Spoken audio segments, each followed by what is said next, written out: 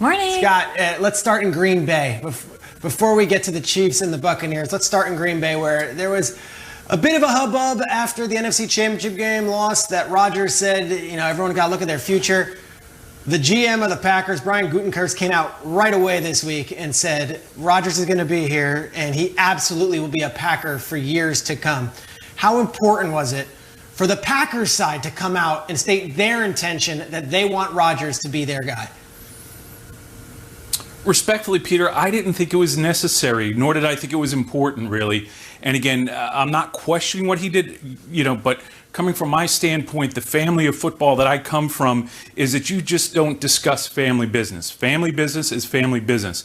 When you start to talk publicly about family business, there's an opportunity unintentionally for words to be misspoken and or misinterpreted. So my feeling was, when you're going to be talking about someone's, people say you have to separate the personal from the business. But players' personal business is extremely personal. And when you're out in the public and in the media speaking about their personal situation or their business situation, unfortunately can become a problem because they often take it very personally, as they should. Well said, Scott. I'm looking at your background. Do you have a crystal ball back there somewhere? No, that's my head. Oh, stop. That's not why I'm asking that. I'm asking because you had a little prediction that came true. You told us that you expected Matthew Stafford to be moved before Super Bowl Sunday, and you were right. So tell us your reaction to the trade. And no more self-deprecating ball jokes, please, and thank you. So the expectation that it would happen before the Super Bowl was primarily two reasons. First of all, a lot of information was leaking out of Detroit and from Matthew Stafford, the standpoint that he was going to be traded. The other thing is Matthew Stafford has a $10 million roster bonus that's due the fifth day of the regular season. So clearly the Lions were on the hunt for a trade. When I look at this trade, it's interesting for a couple of reasons. And what I like for the Lions from their standpoint is there's hope for the future with the Detroit Lions right now because they have an opportunity. They don't have a guarantee, but they've got an opportunity because of the draft picks. And I am a big believer in accumulating draft picks because as a general manager, you're not going to hit all the time. You're going to miss quite often. So the more picks you have, the more opportunity you have. The other thing that's good for the Lions is that they don't have to play with a rookie quarterback this year. They have someone who's at least NFL experience and has won some games and won some big games in this league. On the flip side, the Rams have benefited because they have immediately improved at the quarterback position. I truly believe that Matthew Stafford is a good quarterback, at times very good quarterback, and I do believe that he's better than their former quarterback. Now, the other thing is the Rams realized that they made a big mistake with that contract, and they were able to get out of that contract. If you look at it in totality, the amount that the Rams have had to put into Jared Goff, it's been 4 first-round picks, 2 second-round picks, 2 third-round picks, and in the last 2 years, $57 million.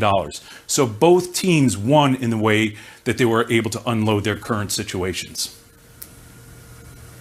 All right, Scott, well said. And listen, bald is beautiful. I heard word on the street that you were the Jason Statham of front office execs. But let's get right to it. Can we stop this stuff? The quarterback situation. I'm just saying, you look like Jason Statham just a little bit. Now, down in Houston, the quarterback, Deshaun Watson, he has requested a trade, as we know. And like Kay said, you called it. Matthew Stafford, he's off to L.A. And the Rams, they have played transporter and shipped Goff off to Detroit with some picks as well. Now, after seeing that deal go down, are you looking at Deshaun Watson and the Houston Texans, and are they reevaluating and figuring out if Deshaun Watson is indeed expendable and looking at that deal and saying maybe we can pull something off too? Nate, I don't think they are because he's just too good of a quarterback, and I don't think that they're going to trade him. I don't think they're going to try to trade him. And when you look at other deals that are done, I think Peter said it was like comparing apples to oranges, and I agree because not all trades are the same for so many different reasons. Teams look at things so differently because you're looking at 2 different quarterbacks in terms of what the trade compensation was in terms of their ability and their age.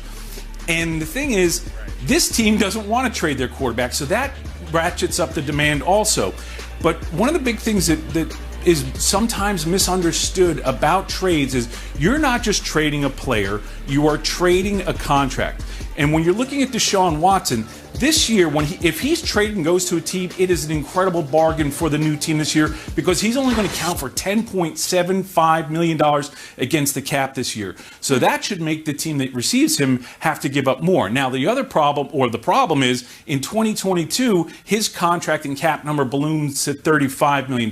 Again, just looking back at the Goff-Stafford trade, to me, the big issue was there was so much compensation out there because the Rams had to give up a lot to unload that bad contract.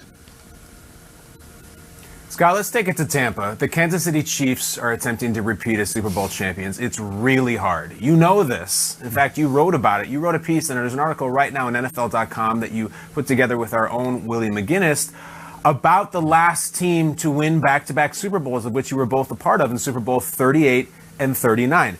Tell us how hard it is to go back-to-back as Super Bowl champs. Kyle, it's so difficult, and there's a myriad of factors. I mean, first of all, it's difficult physically, mentally, and emotionally for players. For the people that are working around it, meaning the coaches, the front office, and everyone else involved in the organization, the trainers, the video people, it is exhausting doing it because you're very often the target. Then you add in the fact that there's natural attrition during the season. From the season before, you've lost players, you've lost coaches, and then there's always injuries. But to me, the biggest factor in repeating goes back to one of my favorite JFK quotes, which is success has many fathers and failure is an orphan. And it's very human when you have success for everybody involved to want to take greater ownership of what their responsibility was or how responsible they were. And what happens is human beings have to fight human nature. And it's very, very difficult to keep your ego in check. It's players, it's coaches, it's front office, it's scouts, it's everybody involved in the organization. So one of the most difficult things to do is fighting the psychological warfare that you have with yourself in trying to stay humble. And that's not that the people that succumb to it aren't bad people. They're just being very, very human. Gotcha. Scott, Pat Riley called it the disease of me. And Scott, you just cited JFK, and it's pretty darn good. We appreciate all your contributions. Somehow the Chiefs have stayed humble, and they've stayed the course, but they're one game away from doing what you and Willie did all those years back. Thanks so much for joining the show, Scott. All right, thank you, everyone. Have a great rest of your week and stay healthy and safe. From Scott Pioli to a quarterback who could be coming to an NFL team near you. Alabama quarterback Mac Jones joining the show. National champion, Heisman Trophy finalist. What up, Mac? How's it going? Okay. Return of the Mac. Jones looking to throw far side, has Smith in stride.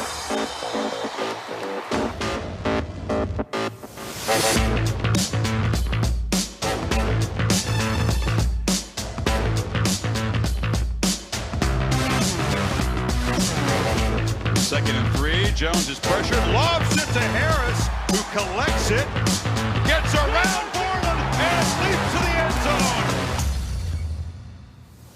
All right. Our next guest is already one of our best friends, just based on commercial break. He's a fantastic guy. His middle name is McCorkle. He's also a national champion, an All-American, a Heisman finalist.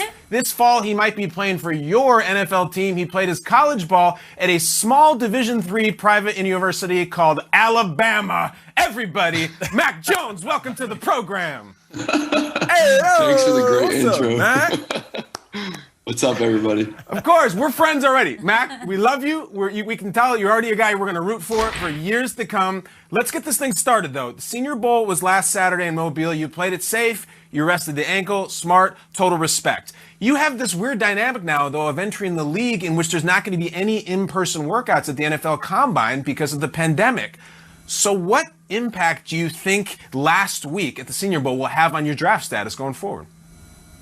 Yeah, I think it'll have a big impact. I mean, I kind of wanted to go down there and just learn more about NFL football from a great coaching staff. And, you know, I learned a lot from Coach Rule and Coach Ryan and all those guys. So I was really happy that I went down there and, you know, just getting the plays in the mic and then running them through the huddle and getting the command of the huddle. I think I showed that, you know, a lot of the guys liked me. And when I was in there, we were running the right plays. So that's something that I took pride in. But hopefully a lot of teams got to meet with me.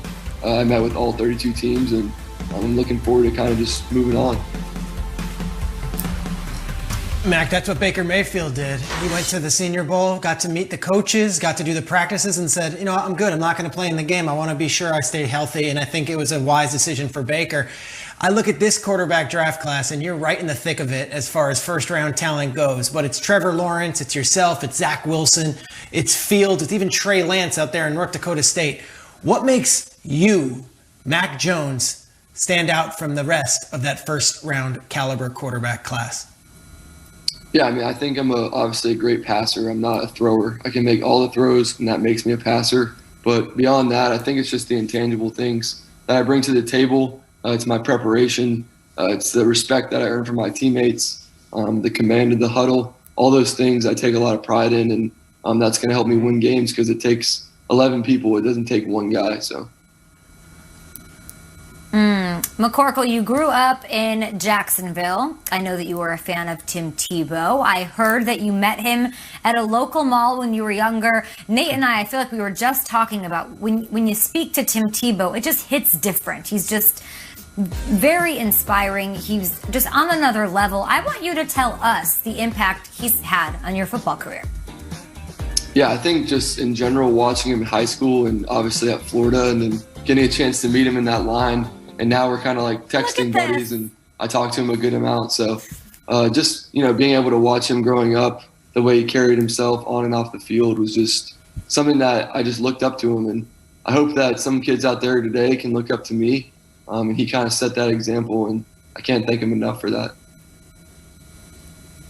All right, Max, so one of the greatest quarterback matchups in Super Bowl history is taking place in 5 days.